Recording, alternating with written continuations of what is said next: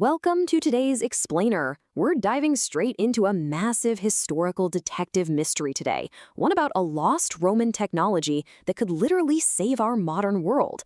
We're talking about a material so incredibly common that we walk all over it every single day. Yet somehow, ancient builders understood it way better than we do right now. Okay, let's look at this impossible paradox. Modern concrete, even with all our supercomputers and heavy-duty steel reinforcements, well, it might last maybe 100 years before needing some major, expensive repairs. But then, you've got structures built nearly 2,000 years ago without a single modern machine. Zero reinforced steel, no Portland cement, and they are still standing.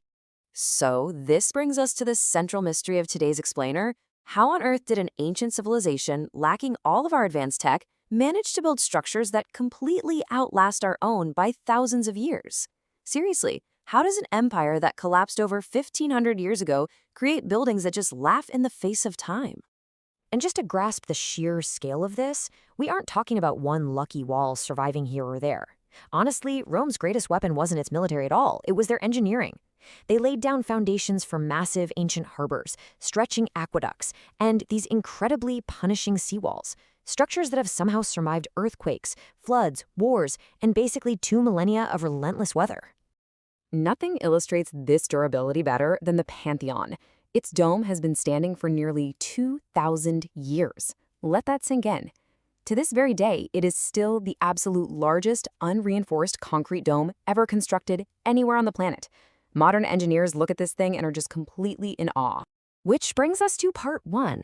The enemy and modern concrete's hidden weakness. Because before we can solve exactly how the Romans pulled this off, we kind of need to understand why our own modern buildings fall apart so fast. Concrete feels permanent, right? But as we'll see, it's really, really not. You see, modern concrete has one ultimate enemy, and that's cracking. It starts with these almost invisible microcracks from just everyday temperature changes or heavy loads. Then, water sneaks into those tiny fractures.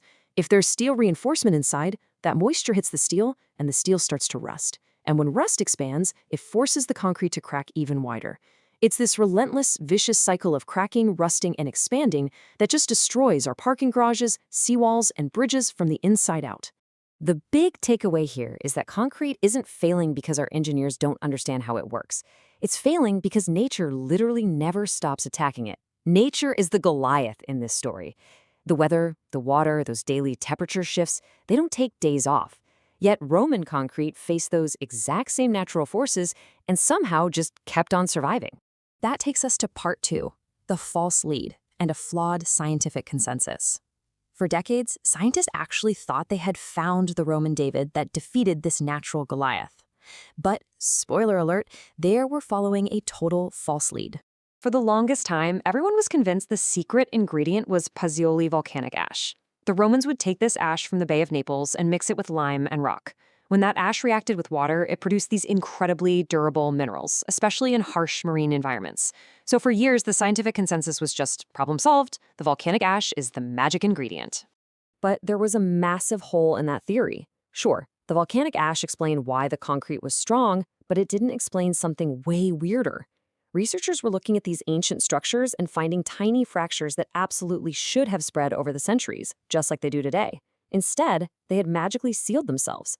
The concrete was literally healing itself. And the volcanic ash theory? It couldn't explain that at all.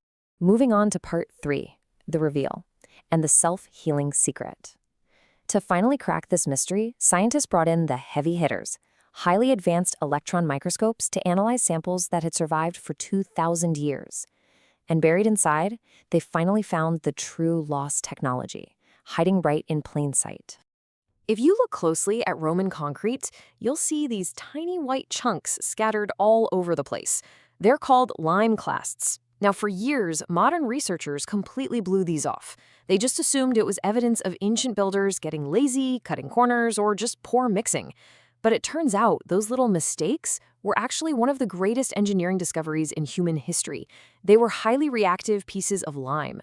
Think back to that modern failure loop we talked about and contrast it with this brilliant Roman healing loop. When small cracks form in Roman concrete, rainwater inevitably seeps in. But instead of hitting steel and rusting it out, that water hits these highly reactive lime clasts. This triggers a chemical reaction that creates brand new calcium-rich minerals. Over time, those new minerals just naturally fill and completely seal up the cracks. So while modern concrete lets rainwater destroy it, the Romans actually used that rainwater to trigger a chemical reaction that fixes the building. It is absolutely mind-blowing when you really think about it. Today, a smartphone that repairs its own cracked screen overnight is pure science fiction. But for the ancient Romans, a material that naturally heals its own fractures before they become catastrophic failures was just an everyday normal reality. Which brings us to part 4, resurrecting lost Roman tech.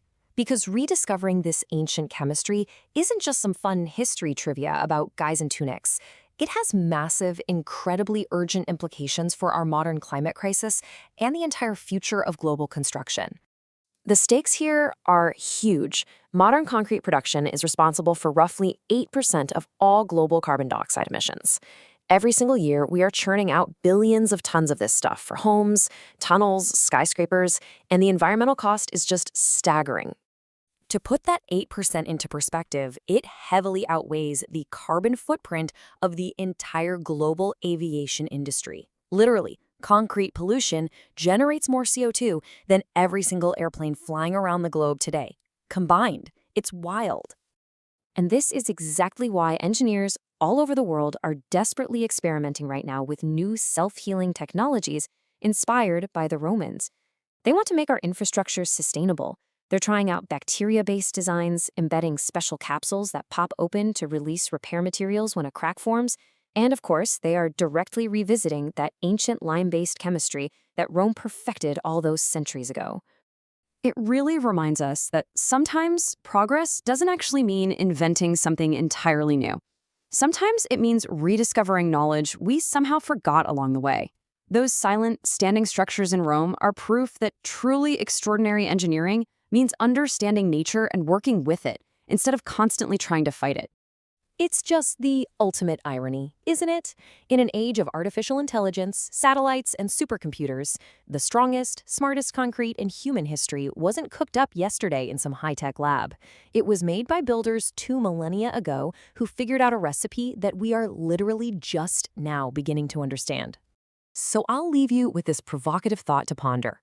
If an ancient empire that collapsed over 1,500 years ago can teach us how to build a more sustainable, self-healing future today, what other lost ancient secrets and forgotten technologies might be hiding in plain sight, just waiting to be rediscovered to solve our modern world's biggest challenges?